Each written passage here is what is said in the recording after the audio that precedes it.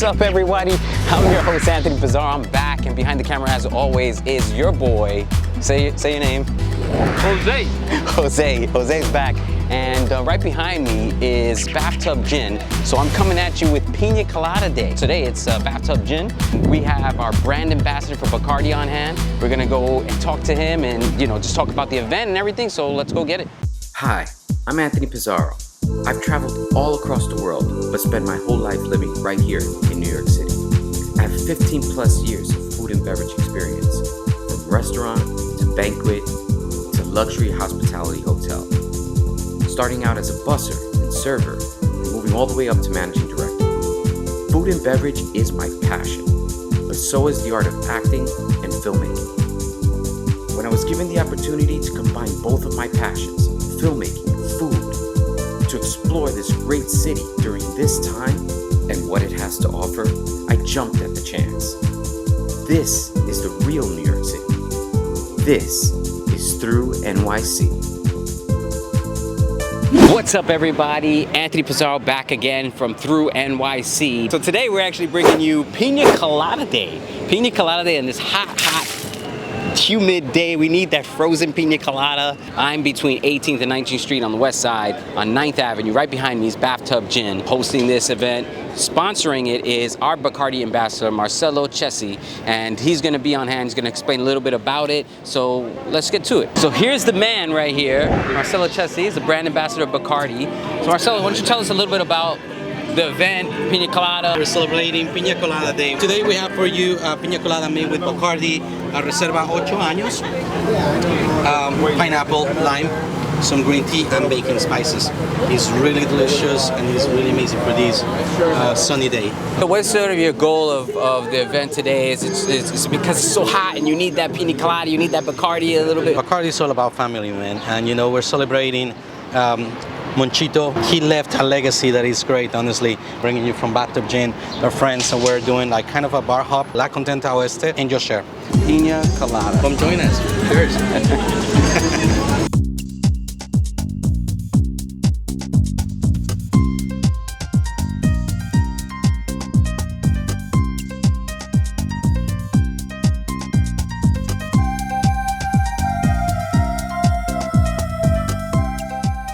Alright guys, Anthony Pizarro here. I'm back through NYC. I'm pleased to be here with the owner of Bathtub Gin. Hey guys, I'm Dave Oz, the owner of Bathtub Gin and the 18th Room. Happy to have you here. I'm glad you guys can make it over. So this is awesome. He was able to graciously come out and speak a little bit about Bathtub Gin. A lot of people know Bathtub Gin. The people that I've worked with have come out. We even just talked about that. Why don't you tell us a little bit about how Bathtub Gin started in this location? We're about to celebrate our 9-year anniversary. We're going to be celebrating outside, socially distanced, but we're going to have a band and a lot of drinks and a lot of fun, just like we used to have when we were able to have everyone inside. 9 years we opened. The idea came about, I was a big fan of the Prohibition era, and I felt like back then, about 9-10 years ago, there wasn't many bars doing anything regarding Prohibition. So I wanted to bring something to the city to kind of, people can relive that time period of when bars were hidden. When you come through our coffee shop and you open the door, you get taken back to another era. It's been going great, mostly from the support of the neighborhood and then tourists that have been coming by, and we hope to keep going for a long time moving forward. And we're actually about a few months away from opening our first Bathtub Gin in Los Angeles. Speakeasies are very popular within New York City. Walk into one place, there's a supermarket or a salon or something, and then it goes in. How did the community take to your location when you first opened? Yeah, so I think 9 years ago, there weren't that many speakeasies. There was a couple, around the city, mostly Lower East Side or in the West Side, West Village. We were kind of the first ones here in this neighborhood. It was still growing at the time. It's not like it is today. Our coffee shop has done very well. People love the coffee, the neighborhood people. We have our regulars, talking to people and seeing people's faces when they were like, I've been coming here for coffee for 6 months and I had no idea this was behind it. Wow. And that's always like, I was like, oh, well, it's great. Well, now you have something new to try, So I always liked hearing that from people when they were saying, oh, I had no idea that there was a bar back here, and I come all the time. Come and check us out. You know, we're very focused on gin, as the name Bathtub Gin.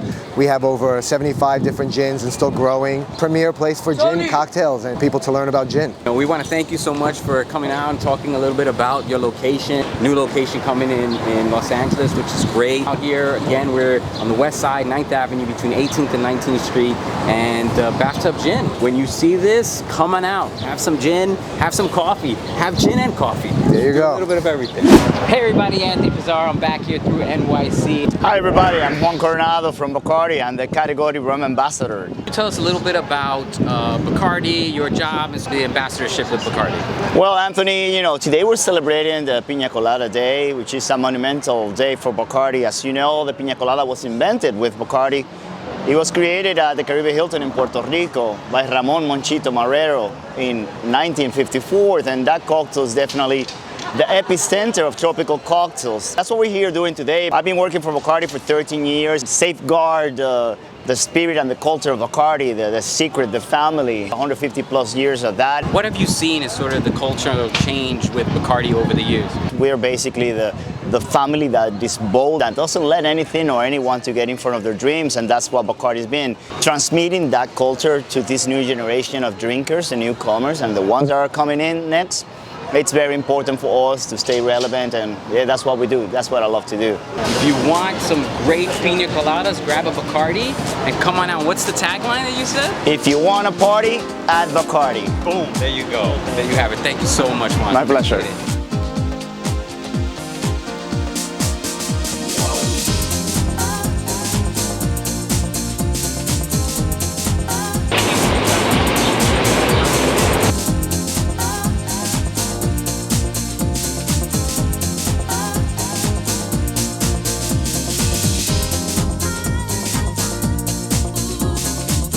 So we're here at La Contenta Oeste making some Bacardi Pina Coladas. We're on the job, so we got a couple of virgins, but you know, it's all about Bacardi and Pina Colada Day, but you know, people know me, they know that I do the virgin drinks. We got a couple of beautiful drinks here made by our lovely bartender here, 6th Avenue and 11th Street. You know, if you're in the area, come check it out because they make some great Pina Coladas, whether it's virgin or with some Bacardi.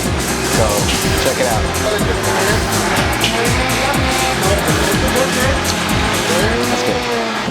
Hola, aquí Alex Valencia.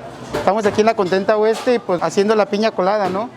Lo que uso son 2 onzas de Bacardi, 4, un poquito de Coco López, coconut cream, tenemos piña, la piña es fresca y a mí me gusta ponerle un poquito de angostura, angostura bitters. Cuando alguien me pide piña colada sin alcohol, me gusta agregarle un poquito de canela, canela mexicana. Balancea, digámoslo así, ¿no? La piña con... ¿Y por qué? Me gusta el sabor que da a la bebida. Sí, siempre lo resalta, le da como más cuerpo. Por eso es que me gusta la angostura. Yo soy de ese tipo de personas que le pone bitters casi a todo, casi a todo. Y obviamente por la licuadora. Me gusta la textura que hace y así es como lo hago aquí.